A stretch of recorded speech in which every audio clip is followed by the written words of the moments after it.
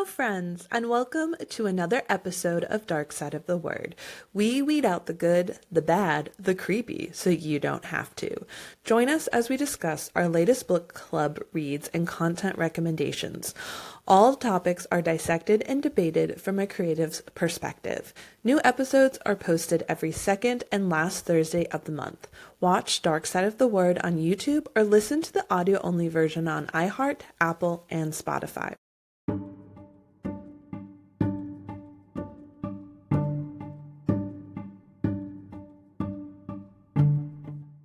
Hello, and welcome back to another episode. It is that time of the month for you to grab something to drink or eat and sit back and relax and escape with us for the next hour-ish as we talk about books, creative journeys, Stuff. Lots of stuff. CJ saw I was like losing it there for a second. She's like, let me jump in. And that's the only word I could think of with my wonderful English degree and all the books I read and the fact I'm a writer. The only word I could come up with on the spur of the moment is stuff. Now we will be talking about the book and the title, which is Late Night Witches, but how do you say her first name? I was saying Auralee. Or is it Aura, like, or Auralee? Aura. I pronounce it Aura when I have that word, but I'm in the Northeast. Perhaps you pronounce it differently in the South. Auralee, so it's Auralee? Is that how you pronounce it? Auralee, I'm guessing. Yeah. Auralee Ms. Wallace. Miss Wallace. Ms. Wallace. So if you are here just to talk about the book and our book club episode, you can skip ahead to that portion of the video. I will have it down as a chat, whatever that's called, down below. A timestamp? Timestamp. Otherwise, stick around for the beginning to hear us talk about book recommendations, TV/movie recommendations, how our creative journey is going, and a new segment that I'm going to start tonight. Oh. I do not mean it's going to happen all the time, but book news. At least this episode, I have book news. Like, not my book news, but like bookish news. General publishing book news. Yeah. Things we're excited about news. I like that. I know one of the things I kind of wanted to start doing too, because I saw someone else do this and I was like, that's brilliant. Because I know when I'm like looking for books for us the year ahead or just in general, like what's coming out in the horror, darkness genre of the world, dark academia, all that, I struggle to find it. So I was going to do like monthly little installments of like what's coming out that month. Oh, I like that. And like, you know, if I'm going to read it or not, kind of like, or put it on my list. So I like that. And since we all know I live in a hole under a rock, it'll be good for you to tell me these things so then I can know what I want to read too. Yeah, because don't trust CJ to tell you anything. No, I am not in the know. I am firmly out of the know. I already messed up our reading for this year because I found a book that just came out and I was like, oh my God, how did I not know about this? This sounds amazing. We got to like knock something else off because I want to read this now. And I already forget what book that is. I will be surprised. I'm excited. The Faceless Thing We Adore. Wow, yeah, I don't even remember that one. Coming up, okay. Yeah. All right. Yeah. So get it on your, requests list. So I thought before we jump into all things about us, we could be, not narcissistic, just kidding, because we're not, but we could talk about bookish news. So I have two things of bookish news that I found out actually today, which is probably why this is happening. You're so excited. I can feel the happiness radiating off of you. Yes, because it's all like centered around me. Like what I thought we weren't being narcissists. Whatever. First off, Grady Hendrix sent in his manuscript to his editor. What's the title of the book? Do we know? We don't know yet. Do we know what it's about? At least I don't know. He gave that one picture for the movie, and you figured out what the movie was, right? No. I have no idea what you're talking about. I thought we had this conversation. We might have. Okay. I probably forgot it. So he posted like a movie still as reference to the book, and then you were like, oh, it's from this movie. God damn it. I knew it, and now I forgot. I don't know. It's okay. So I don't think there's a title yet. I don't think anything's announced. There's no release date yet. But the point is the book is pretty like done in a sense. I know it's going through edits, but it's done. And so we're definitely getting another book. That's the takeaway from this news. We're getting another book for sure. It's not Twilight, is it? No. Because he posted a picture of that. Happy anniversary, you crazy undead kids. Yeah, no, that's happy. That's a happy anniversary. It's not the movie still. He Okay. references this book in the movies though. He Okay, talks about. you keep talking. I will see if I can find it. Okay. Well, I'm excited, and we all know that Grady Hendrix is a guaranteed read on here. So if you're a Hendrix fan like us, we will be covering that whenever it comes out with maybe a little extra. I don't know. Can we just manifest it? Can we put it out in the universe Yes. that we want to We're all interview about him the for this book? manifesting. We're going to interview him for this book. I'm putting it out there. We're going to interview him. It's going to be awesome. We will meet one of our idols. They say never meet your heroes, though. I'm a little worried. I have met one of my heroes, and it was amazing. Okay. So, have I met my heroes? I don't know if I have done any. I don't know, but Amy was pretty damn close. That's true. That's true. That was awesome. It was amazing. Okay. Yes, we will manifest it. Okay. Did you find it? No. Okay. No. It wasn't that long ago. I can't reference it because I am using my phone to record. Nope. Nope. There's a lot of things on here that just don't make sense on their own. Does he post a lot, or am I just being silly? I don't know. Was it a story? No. No. Do you see the one with the movie reel? Or It Is Coming? It is coming. Okay. Can you swipe through that one? Okay. Vampires. On sale. It just says on sale, must own. Okay, last one to look at is the one that looks like the film case for a movie. Okay. Boxes. A lot of boxes. All right, I give up then. Oh, I know what that one is. Yeah. All right, I'll give it up. Maybe he deleted it. Okay. Okay, going back to other things. We will move on to bookish news number 2, because I waxed poetically enough about that.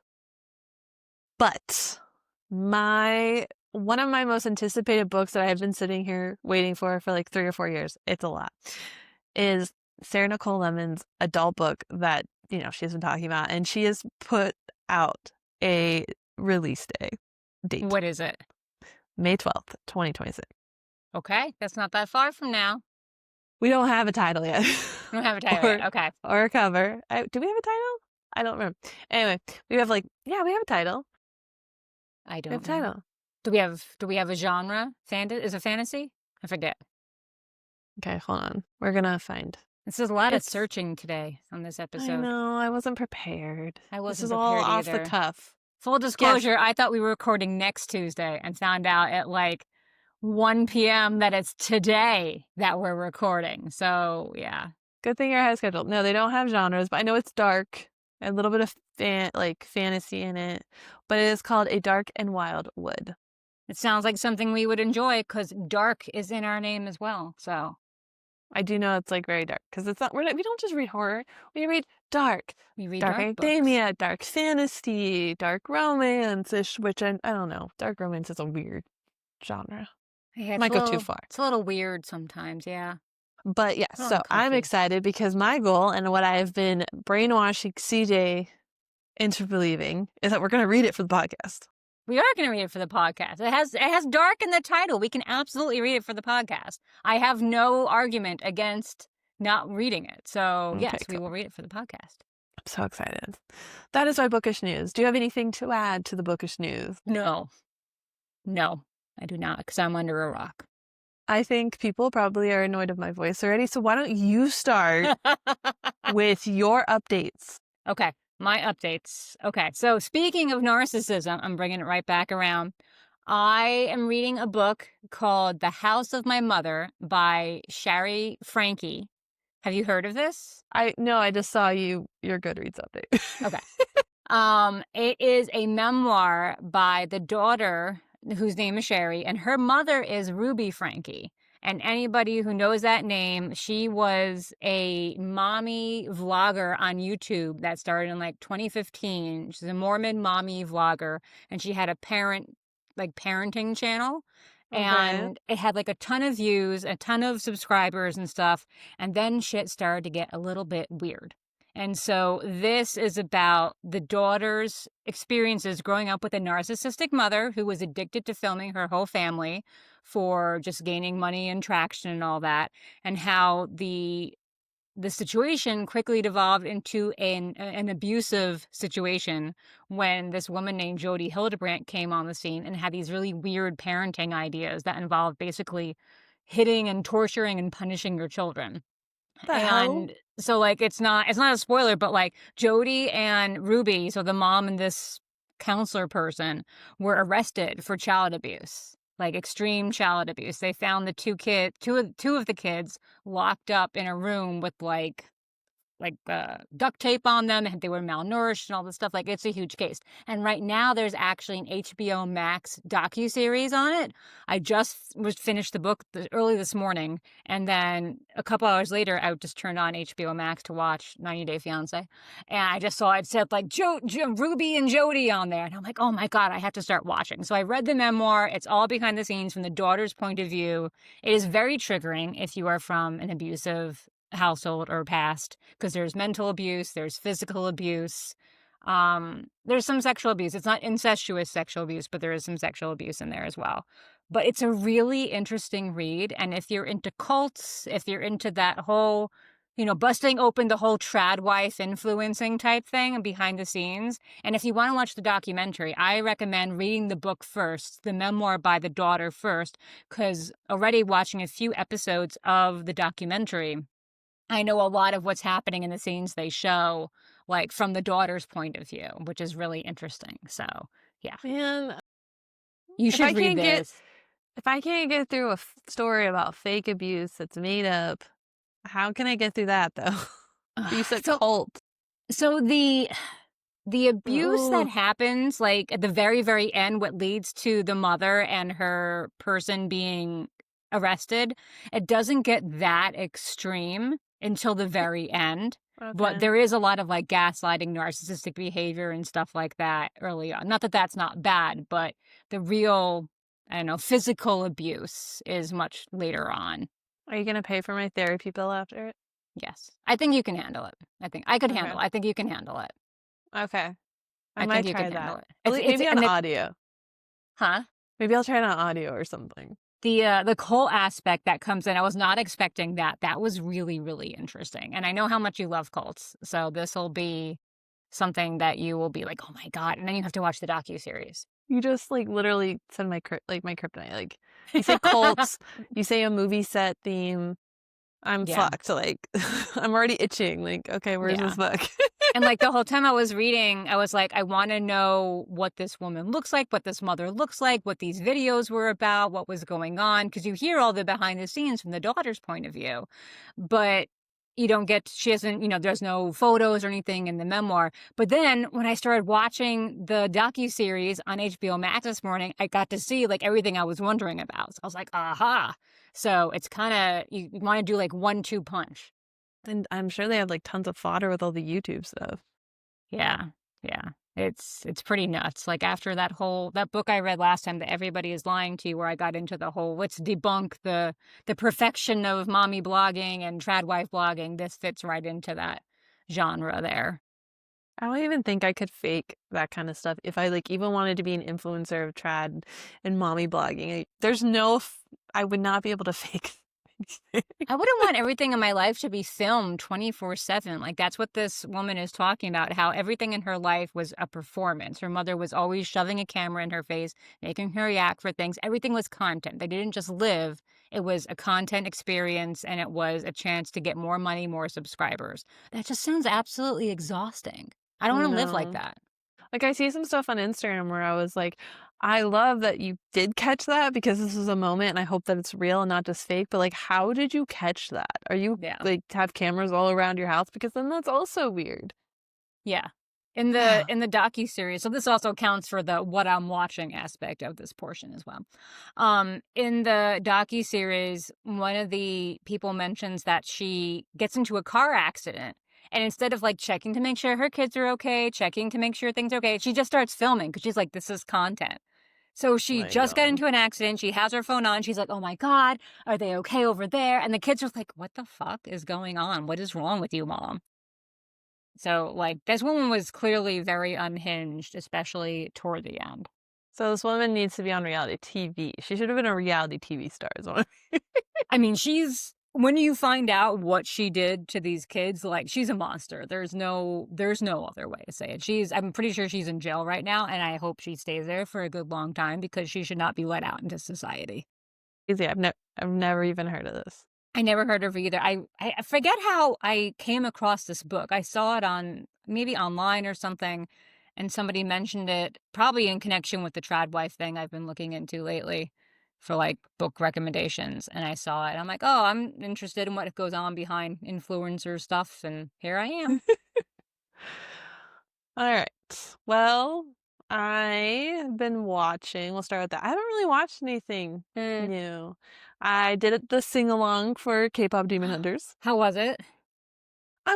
I've heard so many good experiences, but no one was really singing in mine. And Was it in a theater? yeah, it's Oh, like in the okay. Regal theaters you go, and Oh, okay. I just felt like the energy was subdued, and I almost felt like I was the only one singing, but it said it was a sing-along. They had the lyrics underneath, you know how like you actually do in a sing-along? Like they had that. I mean, it was amazing to see it in theaters. I love it. I love it. I love it. I love it. And then I finally did finish Dr. Quinn Medicine Woman. Oh, I think bittersweet. and I know, I actually did not know what to do with my life when it was over. I thought that the ending was sweet. I just found out there's 2 TV movies, which are not streaming anywhere. I didn't check YouTube though.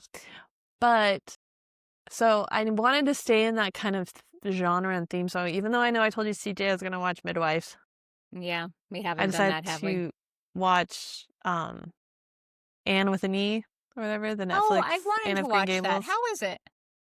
I'd already watched 1.5 seasons, I want to say. Okay. And, then I was like, well, I'll wait till they're all out.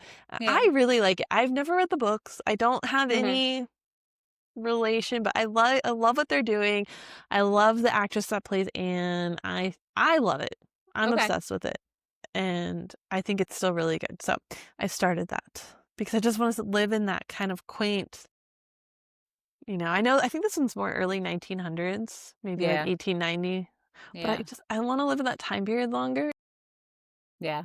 Especially right now. I think, was it Lucy Maud Montgomery who wrote, like, I'm glad I live in a world where there's Octobers or something. We're getting up to spooky season in October. We're in the Burr month, so it's good for that.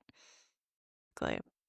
So I did that. And reading wise, I just today filmed a video for YouTube of like all the books I read in August, like giving like a smaller recap of everything, but kind of like going through all of them. But in more recent terms, I did just finish book number 2 of the Farseer trilogy, which is Royal Assassin. Oh, I am in for this long haul. I am so happy there are 16 books because if they keep getting better, which I've been told, like every book is just better and better and better, I can't not wait. What I like about Robin Hobb is that it is 16 books and they all are connected and it really flows in a chronological order. She breaks them up into like trilogies. There's one quartet, but they're all trilogies in a way. Yeah. So you don't feel overwhelmed. You feel the breaks. But it's 16 books long, let's be honest. Yeah, it's a lot. That's a commitment. It's a commitment. Well, it's a commitment when they're also like 800 pages each. Oh my God. It's like the Encyclopedia Britannica. This is what it means to be a fantasy reader, okay? Like a real, not this romantic-y stuff. No. A real, like, fantasy reader. This is real fantasy because it was written in the 90s. So, I did read Mists of Avalon back in the day. Such a good book. Yeah. I know that the author is canceled now, but the book was, I forget why. Something happened. She did something untoward, said something, believes, I forget what it was, honestly. I know, I was very surprised to hear it because I was looking up Mists of Avalon, like Googling it, and then that came up, and I'm like, what? When did this happen? I think it's kind of recently, like last year or 2, maybe. I'm not sure.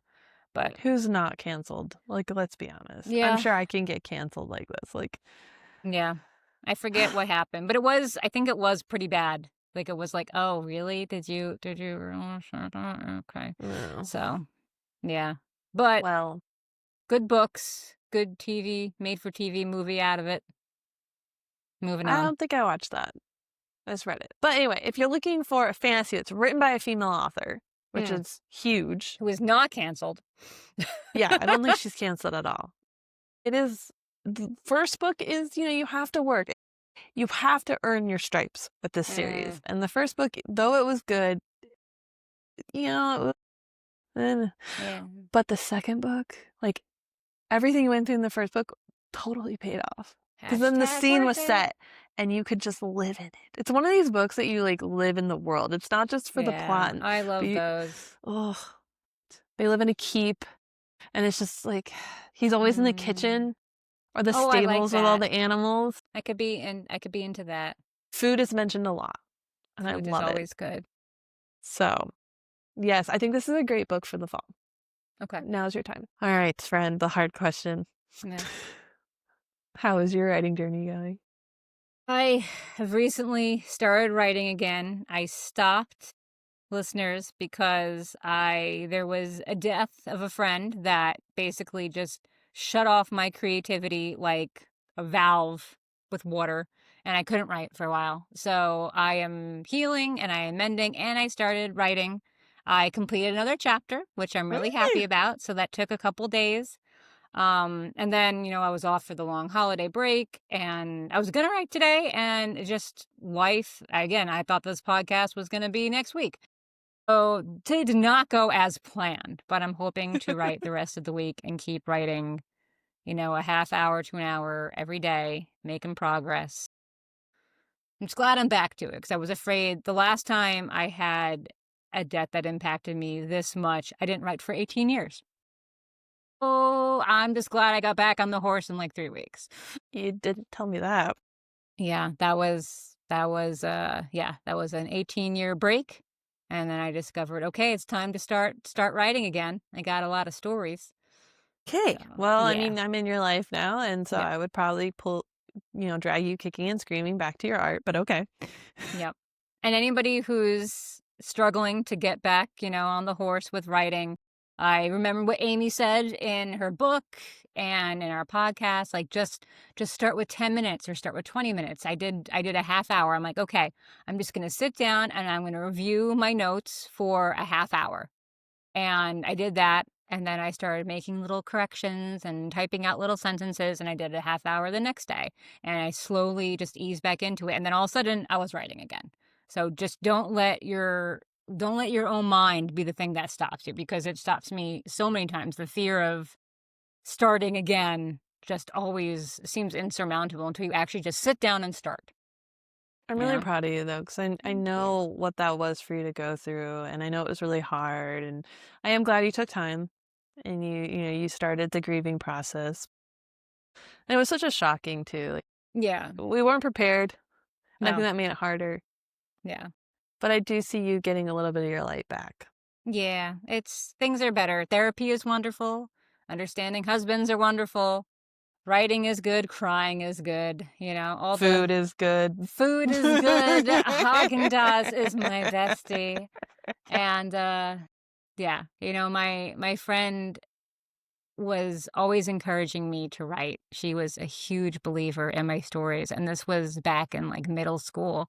She was always one of the first people to ask to read my rough drafts. And every time I think about how hard it is to write, I'm like, you know what, she would really want me to keep doing this. So you're gonna make me cry. Your turn to talk, because I'm gonna cry. Yeah, you're gonna make me cry.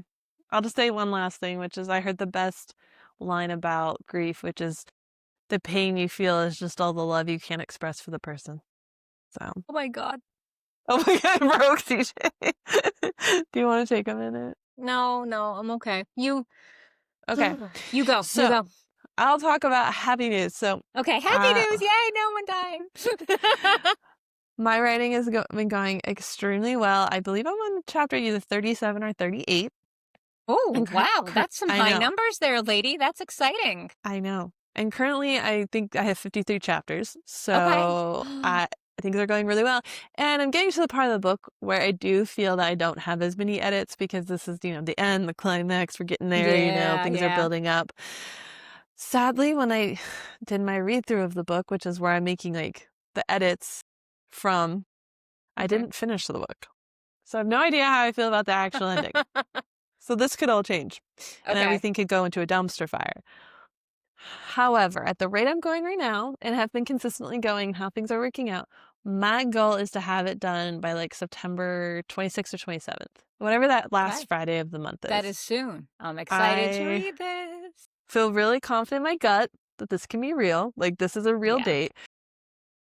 And I've never actually kept a date for my writing. Like, I've always given myself deadlines and like hard stops, and I've Yeah. never met them, and I want to meet this one. You will. Like, You I will will write manifest weekends. it.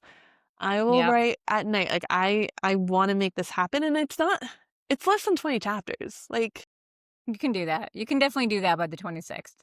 yeah, and there's days where I'm getting through like 2 chapters at a time. Yeah. So, yeah. I got through the hard chapter. You know, Okay. what chapter that is. I know I'm what past that. chapter that is. I know what chapter that is. It still fucking hit me. It always hits. It always hits. I wrote it. I shouldn't feel about it, but this one, that just hit me. means it's excellent. If you wrote it and you've edited it so many times that it should not affect you anymore, and it still affects you, that just shows what a great scene it is and what a great writer you are, and what much it's going to impact other people. I am letting go of my perfectionism, though. I know this book isn't going to be perfect. I'm taking Amy's 80% rule. Like, Yep. It's there. I hate to say it, but it's like good enough. Yeah. It's not going to be perfect. I'm never going to get it there because I'm not perfect. Nothing is ever perfect. My next book will just be better. You know, I've set the bar for this one, and then the next book that I write will just be better. Yep. Yeah. So that's me. And then in the midst of all that, I also came up with the plot for my first fantasy book. So, would you like to expound upon that, or are you going to keep us in suspense? Well, the one thing is, I was always too afraid to write like a full-on fantasy book because I never thought I could come up with a magic system. Okay. It was too daunting. That was what was always stopping me. But the other night, I had an epiphany. Okay. And I came up with a magic system. That I will not be sharing because I don't even want to steal it. You should not share that part now. But essentially, the magic system is like, what's the jumping off point? And I have no idea about plot or anything, but I've got the magic. Doesn't involve elevators, does it? No. Okay, good. Okay, good. But yeah, so I'm excited. I am really looking forward to this month. My partner takes his extremely scary test. You know, the school session started, so we get all those feels and fresh pencils, you know, a bouquet of fresh pencils in the fall, you know, the smell of them, if anyone gets that reference. And I need to watch that. Did we watch that on our retreat? I cannot remember. Did we? I watched it recently, but now I can't remember. No, I watched it with Chris. Okay. I did not watch it recently with you. We watched. We'll have to watch it when you visit. Was it Kait and Leopold? No, not Kait. When Harry Met Sally. That's the one, right? We watched 2 others, though. We had 3 nights of movies. I don't know. Like a sieve. Okay. We'll just have to text our friend. Maybe they remember. Yeah, maybe she'll remember. Okay. Speaking of which, we come up with a movie list for our next meetup. Yes, definitely. All right. I think that is everything about our lives. What do you think? That is. Yeah, I'm ready to talk about a book. All right, it is time for Late Night Witches. Woo! I love this cover. I think it is the prettiest cover I have seen on a book lately, actually. It like pops too. It does. It really does. It matches my shirt. Yeah, and usually I don't like orange and pink together, but this works well. Yeah, you're right. With like because like Auralee Wallace is orange. The title is mostly pink. There's a lot at stake at Halloween is also orange. I know. I love that. The tagline. All right. Well, before we dive into this book, just a quick word. And if you're new to the podcast, then welcome. We love having you here. We want to take a second to go over a few things about our episodes. 1, Dark Side of the Word is hosted by Kait and CJ, 2 writers and creatives who can't get enough books, shows, movies, or podcasts about all things dark and creepy. 2, we're generally a book club podcast, meaning that we will be discussing the book in the episode title. There will be detailed spoilers, so if you haven't read the book yet, you might want to click away and check out our other episodes. 3, we love exploring stories with haunted houses, dark academics gone rogue, serial killer thrillers, reimagined monsters and myths, and so much more. 4, This also means that we're going to be discussing mature and sometimes triggering content, whatever the themes are featured in the book. If you're underage and you don't think that your parents are going to like you reading the book, then they're probably not going to like you listening to this podcast.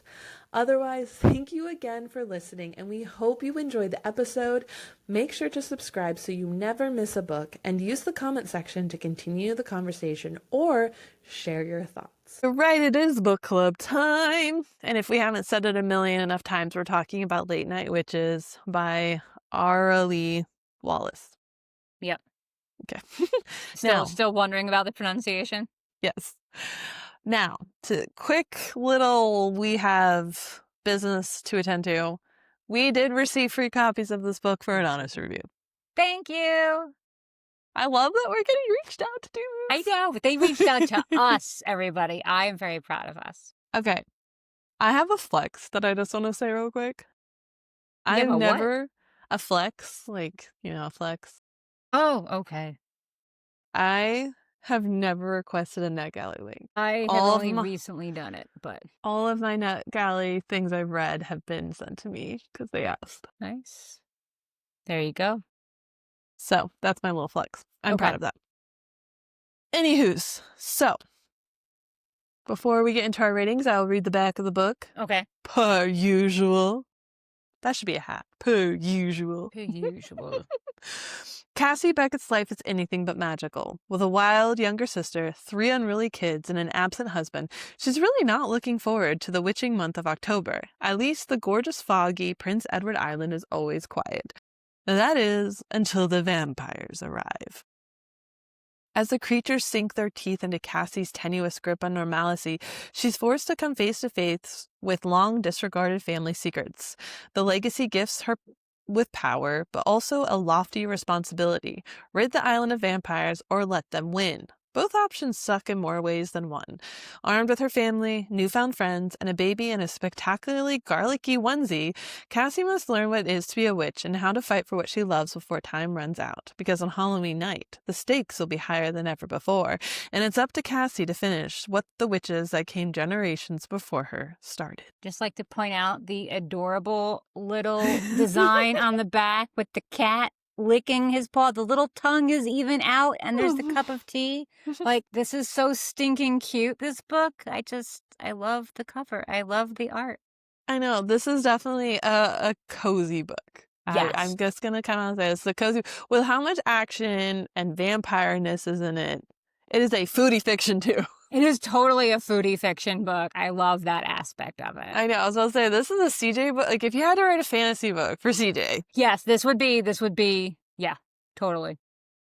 Now, I fell back into old habits, and I finished this book today. So I have no idea what CJ thinks of the book, because I decided not to look. I decided to leave it this time. Okay. as a surprise. Okay. So, I'm Surprise scared. you?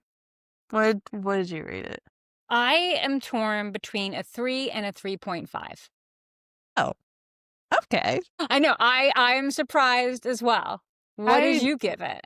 I didn't expect that at all, because based on a previous conversation we had. We will get into that, how that evolved. I just thought that was gonna have way more influence. So we are almost identical, because I rated it a 3.6. Nice. All right. I know. Like, holy shit, we agree on a book practically. I know. I'm very surprised. I'm happy though, because this is a good, happy, cozy book to agree on. Like, if you want to read something spooky for Halloween, but that's not scary, I feel like this is a perfect read, because it gives you that cozy vibe. It's got a little romance. It has sisterhood and family bonds, and it has, the supernatural element. It has fantasy. It gives you a sprinkling of all the Halloween vibes without actually going to give you nightmares. It's not going to give you nightmares. I don't think it'll give you nightmares. I mean, if it gave you nightmares, maybe some people. Maybe some people. But, like, if you can watch a Buffy episode, you can definitely read Late Night Witches. I would say this is dark light, but it's still dark. That's what's so much fun about it, is as much as it was like, cozy and cute and all this stuff. It was still dark, which makes it still fall into dark side of the word. But it was so adorable. Oh my God. It was. I think what keeps it light is the humor and the comedy throughout it. Like even during the dark moments, there's dark humor. And that kind of just lightens it up a little bit. The aunt, hands down, best character in the book. I totally pictured the baker and TV personality Zoe Francois looking. That's what Dorcas looks like. Aunt Dorcas looks like Zoe Francois to me, with like curly gray hair and like the thick glasses. Who is this? Wait, say their name again. Zoe, Zoe, space Francois. Francois. Oh, yeah, that's not at all what I pictured. Kind of like a more attractive Professor Trelawney. Yeah, that makes sense that should be what she is, because based on the descriptions in the book, that's not what my brain conjured up. What did your brain conjure up? Like more of I'm trying to think of her name. Melissa McCarthy. Melissa McCarthy. I could see that too. Without the red hair, older, you know. Yeah. She can kind of do that zaniness really well too. Yeah, I don't know. I need you to like cover your ears and go la la la. We can talk about spiders. Oh, I just know that like I'm gonna say something, but this book I feel like was either a fanfic or a heavily influenced, inspired by practical magic. Yes. Yeah. I mean, I haven't even watched Practical Magic, but I can definitely, from what I've heard about it, I can definitely see that.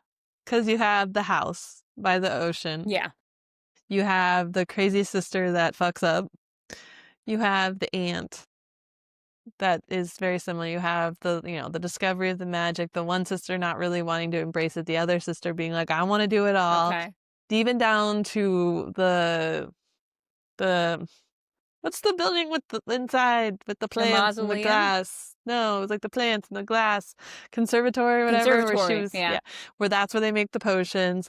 To the kids needing to learn. To the absentee father. Oh, really? Okay.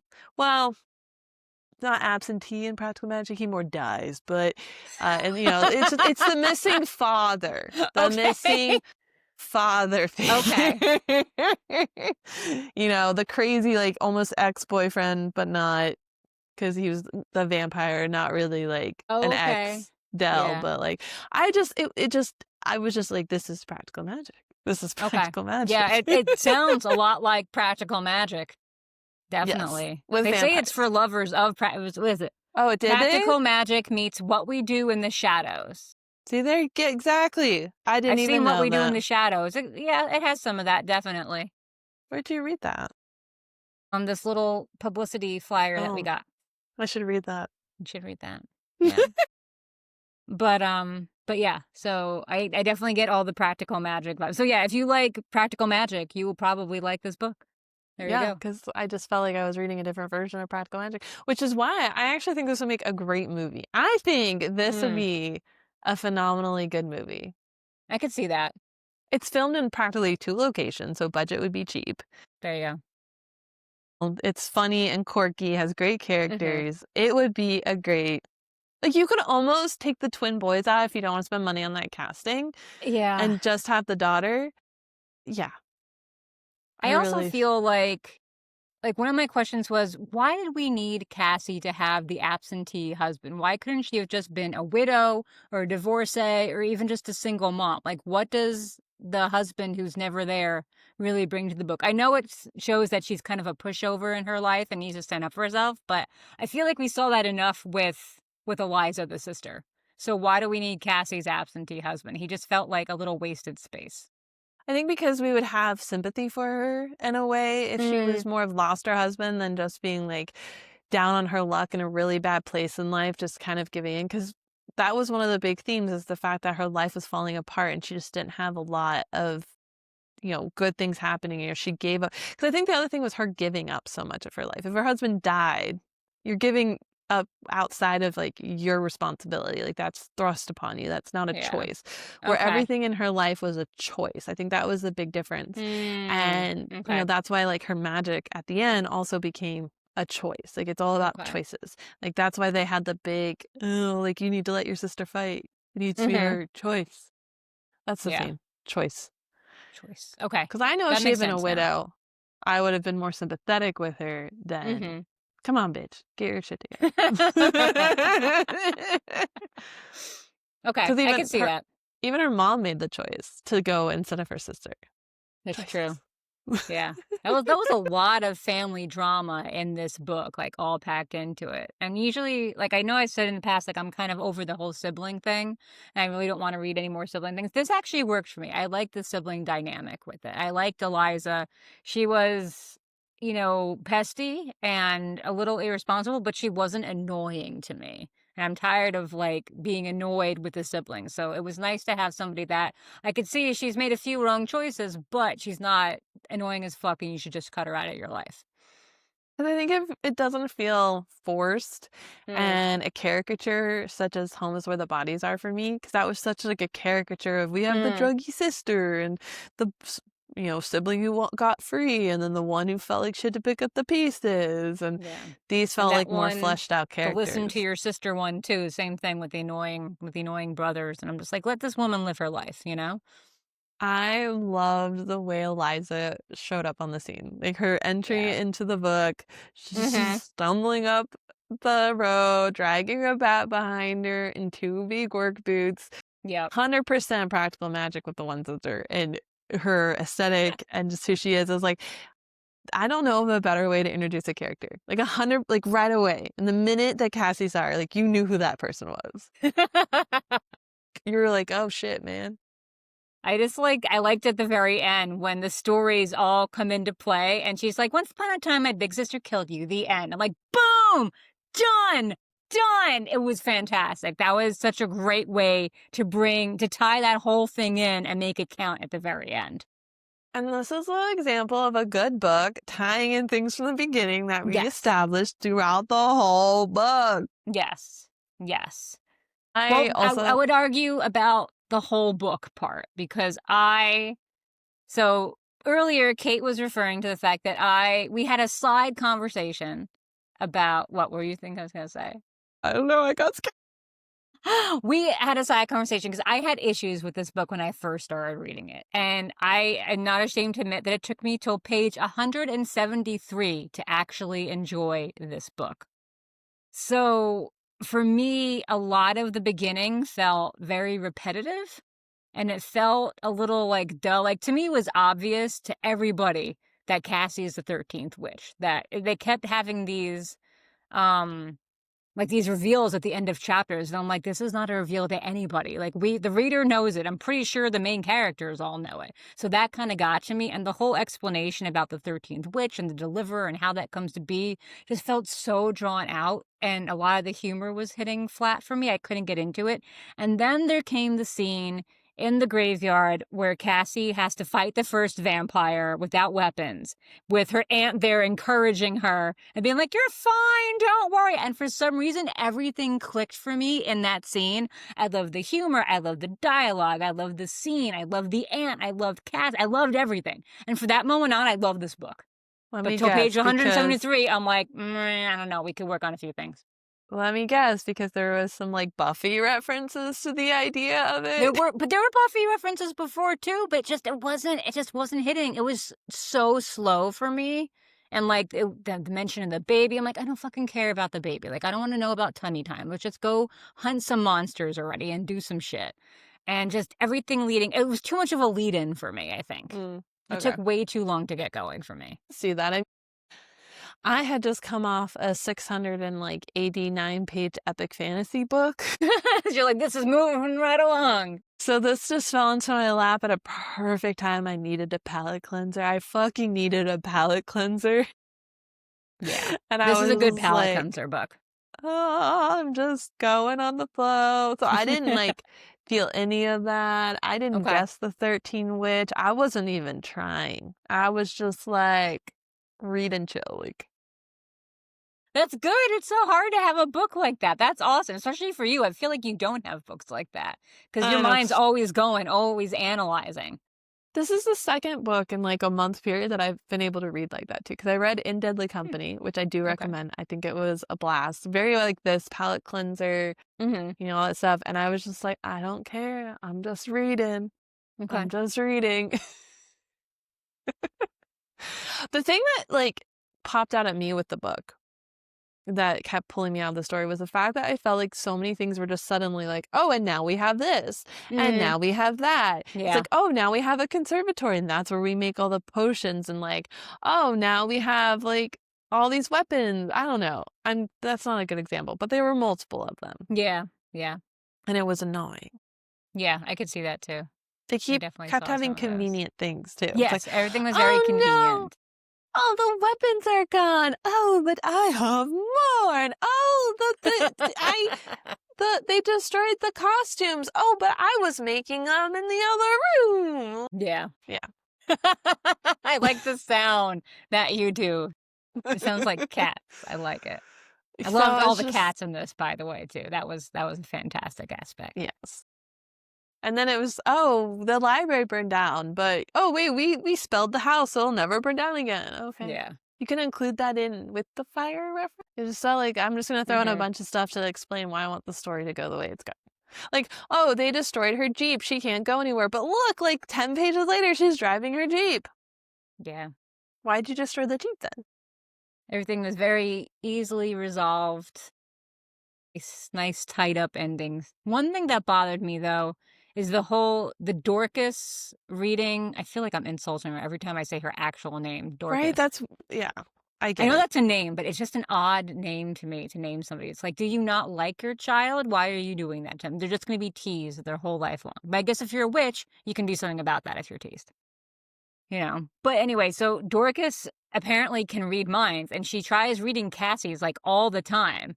And like there's one part where Dorcas like swats Cassie for thinking negative thoughts, but how did she not know that Cassie had the coin and was going to use that magical coin if she's reading all of Cassie's thoughts?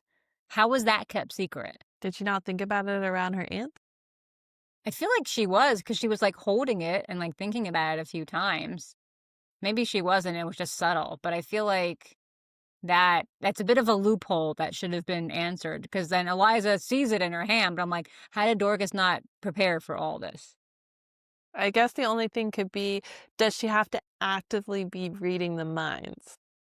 I don't know, because they made a comment about like, your thoughts are so spiky, pokey or something. It was very coincidental, because I felt like Dorcas was just always reading her mind, like when Cassie didn't want her to.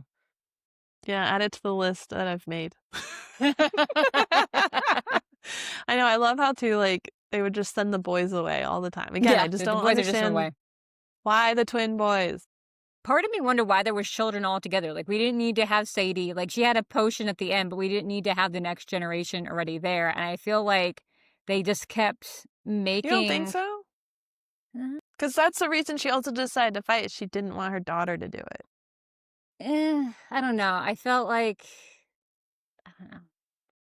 They were just kind of there. They didn't really add a lot to it for me. And I felt like the deliverer kept kind of insulting her for being a mom. He's like, oh, I was expecting a powerful witch, and all I get is a tired mom of 3 or something. So they just used the kids to make her seem more tired, more weak, more helpless. They dragged her down. The kids dragged her down. I think people like that. Yeah, probably.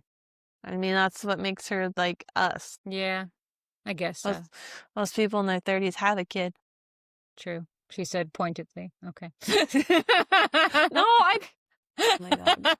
That's not what I meant. That's true. I'm in my 40s, so I can't take that to heart. I don't have one either. No, that's true. And I guess it shows like, moms can be anything they want, including witchy vampire killers.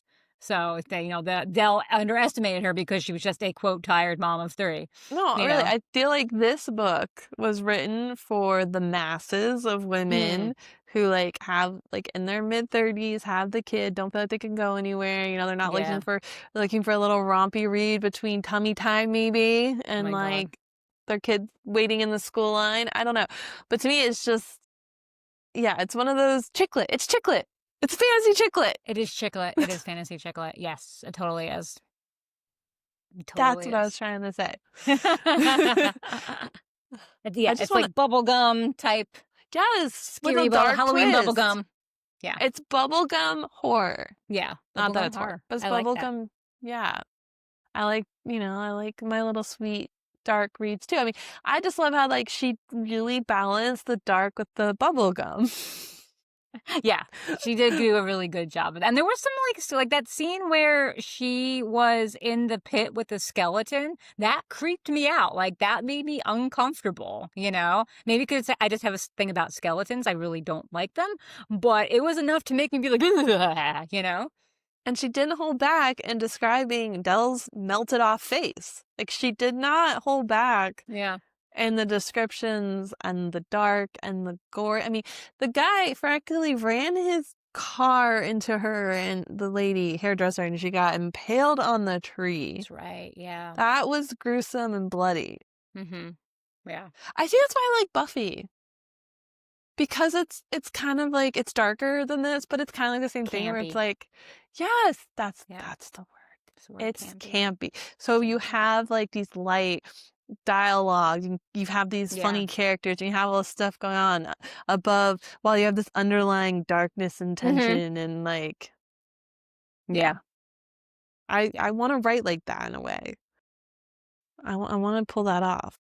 I like how she made her own vampire rules too with this. Like she took some from some other things, but how the vampires, when they were newborns or freshly turned, they were still mostly them. They just wanted to drink blood, but not so much so that like if you were to watch Twilight, where you're just driven crazy by bloodlust and you just want to kill everything in sight, you know, they were still them and able to participate.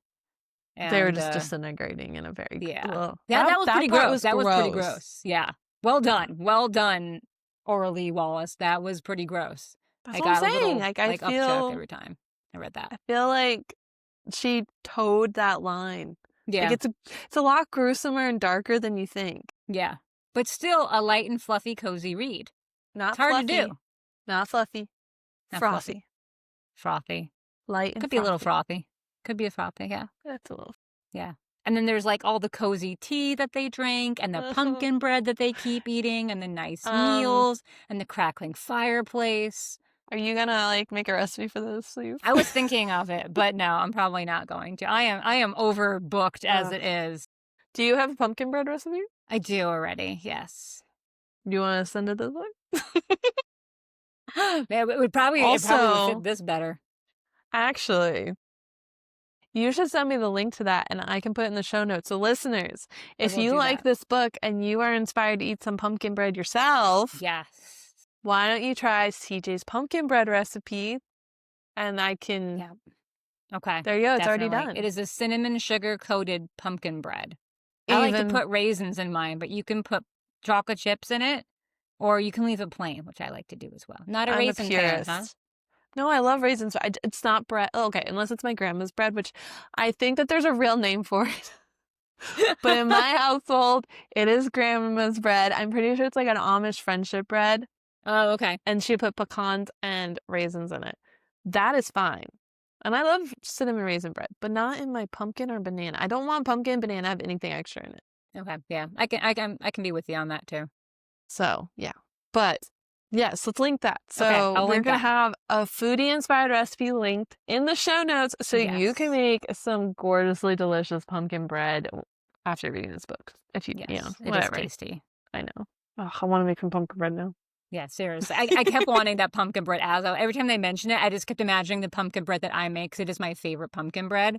And like that's what you want with a cup of tea while you're reading this with a cozy blanket and fluffy socks. And if you have a cat, because there's a lot of cats in this book, you want your cat to be curled up with you. It's very nice. So I'm going to need to make requests for some yummy, delicious things when I come see you. I think we can arrange that, definitely. Well, thank you. I'm really glad we took a chance on this book and we read it. Yeah. I don't know. It's just, at first I was like, oh, is it really like Dark Side of the Word material? I don't know. But sometimes we got to have a palate cleanser around here. Yeah. I want to make a list of books for all of our horror readers of like palate cleansers. Like you just read your darkest horror book. Let me give you a palate cleanser list that's still like dark, but like they're frothy and light and like gives you a chance to just breathe.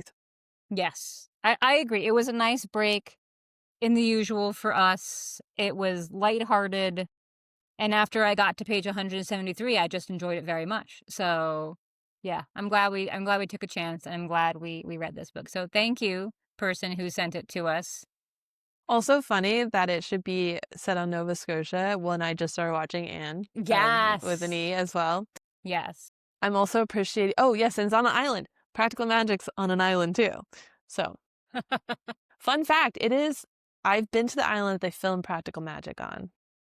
Oh, where is it? Even though I can't remember which island it is, but it's one of the islands outside of Seattle. Oh, okay. And then they say it's based in like an island off Massachusetts, but no, it's filmed in Washington. Okay. But yeah, so I think that's funny. The setting was also really great. Yeah, it was very atmospheric. Again, this is cozy. The way to kick off September. Yes, I would agree. I couldn't have asked for better. Yeah. Which I'm so pissed off. I checked for September House and it was like, it's in your library. And then I checked again today because I'm going like tomorrow or whatever. And then like, ew, it's checked out. I'm like, motherfucker. Gotta request it. But even if it's at your library. Can you pull it off the shelf for you? They will? That's what mine does. Even if it's in like my town library, I'll just request it and they'll pull it off the shelf and put it on the hold shelf for me. You only make that mistake once that you don't do it. Okay. Yep. Feels like a cheat, but okay. I know. But sometimes you just can't get there and somebody else will take that book from you and that makes you feel like you feel right now. It's happened to me twice now.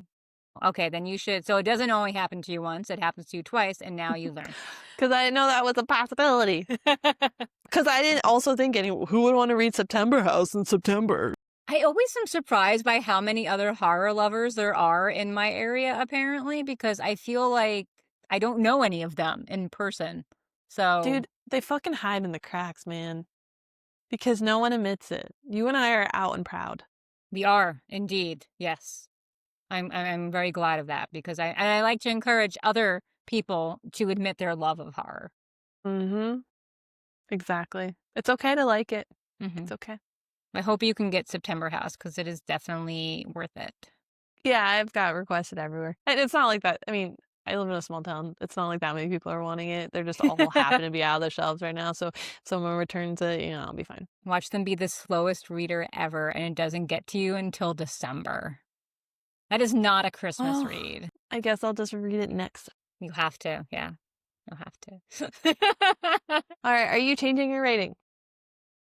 I think 3.25 to split the diff. Okay, I can live with that. I can live with that. Okay. And then, I think mine's just going to be 3.6. I think that's a really great rating. It rounds up to 4. Mm-hmm.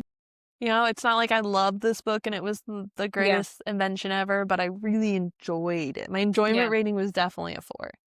100% a 4.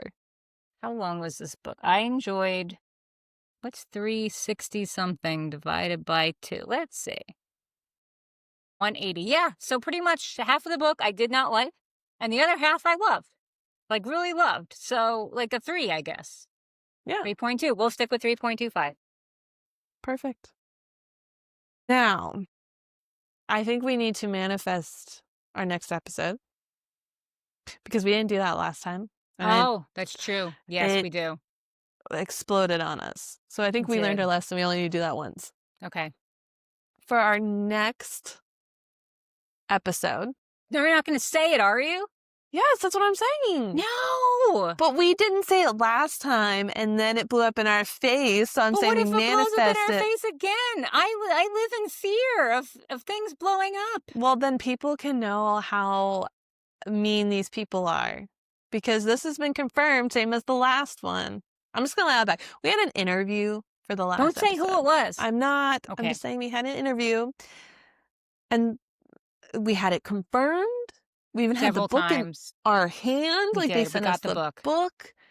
And we sent the questions over ahead of time. We tried so hard. We were ghosted. We were just ghosted. Yes. Several times. We were ghosted for a whole day. And then, we went on the link. We went to record, and the person never showed up. Twice. Yeah, twice. We tried at different times because there was a time zone issue, we thought. And we went on another time. And we were just ignored. And then the next day, I got an email saying, oh, so-and-so is so sorry. They would love to record with you. Please send us makeup dates. And we did.